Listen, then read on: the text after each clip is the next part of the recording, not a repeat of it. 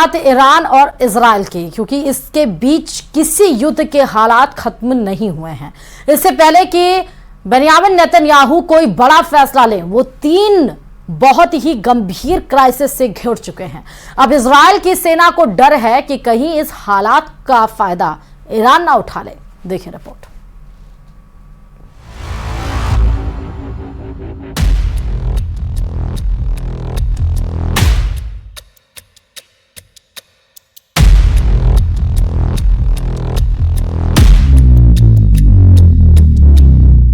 चौबीस घंटों के अंदर इजरायल और ईरान की टक्कर में 3 बड़ी घटनाओं ने बेंयामिन नेतन्याहू को पूरी तरह हिलाकर रख दिया है।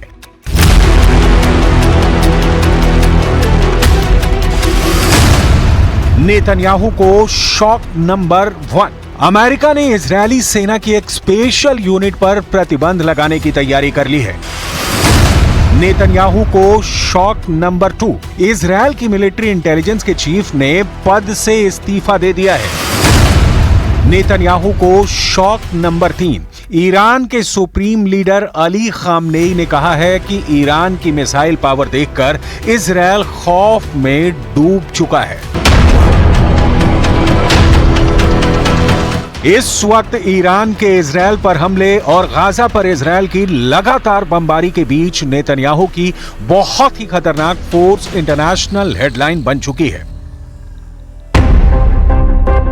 पश्चिमी मीडिया देखिए, उनके अखबार देखिए, इजरायल की नेत्जा येहूदा बटालियन पर बाइडन प्रतिबंध लगाने जा रहे हैं। इस बटालियन पर आरोप है कि उसने फिलिस्तीनियों पर खूब जुल्म ढाए हैं। देखा जाए तो अमेरिका से आ रही ये खबरें बता रही हैं कि बहुत बड़े विवाद में घिर चुकी है इजरायल की नेत्जा येहूदा बटालियन। इस बटालियन पर वेस्ट बैंक में मानवाधिकार उल्लंघन का इल्जाम है। 1999 में बनाई गई बटालियन में सिर्फ पुरुष सैनिक हैं और वो भी अति रूढ़िवादी पुरुषों को इसमें लिया जाता है।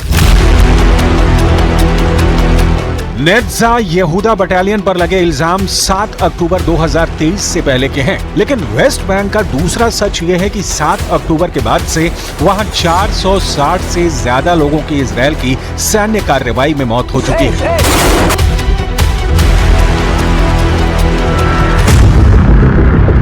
इजरायल की नेत्जा येहूदा बटालियन पर प्रतिबंध लगाने का मतलब है कि इससे अमेरिका से कोई सैन्य मदद नहीं मिलेगी। इसलिए यही है बेंयामिन नेतन्याहू को शॉक नंबर 1। नेत्जा येहूदा बटालियन पर पाबंदी का मतलब इजरायल की सेना पर काला धब्बा। नेतन्याहू पहले ही अपने घर में लगातार प्रदर्शनों से जूझ रहे हैं और अब उन्होंने अमेरिका की तरफ से आ रही इस रिपोर्ट को नाक का सवाल बना लिया है। बाइडन का आक्रामक रवैया देखकर नेतन्याहू को बहुत गुस्सा आया है। अब नेतन्याहू की तरफ से रिएक्शन ऐसा आया है कि साफ लग रहा है कि इजरायल अब ईंट से ईंट बजा देगा। उसकी राह में जो आएगा तबाह कर दिया जाएगा।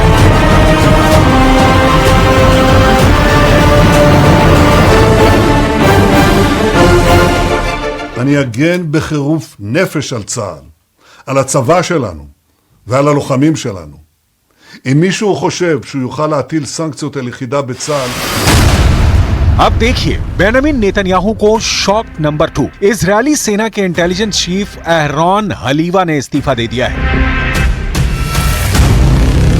7 अक्टूबर 2023 को हमास ने इजरायल पर हमला किया। पूरी दुनिया ने इजरायली टैंकों को जलते हुए देखा। 1000 से ज्यादा इजरायली नागरिकों और सैनिकों की मौत हुई। इसी के बाद से इजरायल में अंदरूनी कोहराम मचा था। इस हमले के बाद इजरायली मिलिट्री इंटेलिजेंस के प्रमुख मेजर जनरल एहरॉन हलीवा बहुत दबाव में थे और अब उन्होंने अपने ओहदे को छोड़ने का फैसला किया। ये ऐसा वक्त है जब नेतन्याहू के सामने बहुत से फ्रंट खुले हुए हैं और उनके कमांडर भी बहुत ज्यादा प्रेशर में हैं। गाजा पर रोजाना नॉन स्टॉप बमबारी के बावजूद इजरायल अब तक हमास को खत्म कर पाने में नाकाम साबित हुआ है। गाजा में 34,000 से ज्यादा लोगों की जान जा चुकी है, लेकिन नेतन्याहू अब भी खाली हाथ है। 2024 में अप्रैल का महीना इजरायल के लिए ही नहीं, इजरायल के प्राइम मिनिस्टर बेंयामिन नेतन्याहू के लिए भी बहुत बड़ा शॉक लेकर आया है। अमेरिका इजरायल की मदद करने की बजाय उसकी सेना पर पाबंदी लगा रहा है। इजरायल की पब्लिक नेतन्याहू के खिलाफ सड़कों पर उतर चुकी है और इन सबके बीच ईरान से बड़े युद्ध का खतरा अब तक टला नहीं है।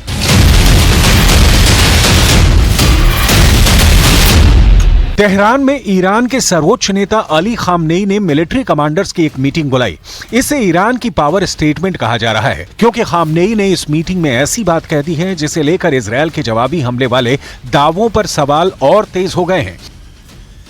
زنجان چندش خورد چندش نخورد اینا مسائل در دست دومه. مسئله اول ظهور قدرت اراده ملت ایران. इजरायल का दावा है कि उसने ईरान के हमलों को नाकाम कर दिया था क्योंकि 300 से ज्यादा ड्रोन और मिसाइलों से अटैक हुआ और 98% हमलों को आसमान में ही रोक दिया गया। जबकि इजरायल से आई तस्वीरों से साफ है कि 13 अप्रैल की रात ईरान की कुछ मिसाइल इजरायल के सुपर सीक्रेट नेवातिम एयरबेस पर गिरी थी। इन मिसाइलों के साथ बड़े बम नेतन्याहू के साथ इजरायल की साख पर गिर रहे हैं। नेतन्याहू के कमांडर इस्तीफा दे रहे हैं। नेतन्याहू से इजरायल की पब्लिक पूछ रही है कि गाजा में बंधक बनाए हुए लोग कब आजाद होंगे। इजरायल से लगातार पूछा जा रहा है कि ईरान को कहां मारा, कैसे मारा, किससे मारा, कितनों को मारा, सबूत कहां है।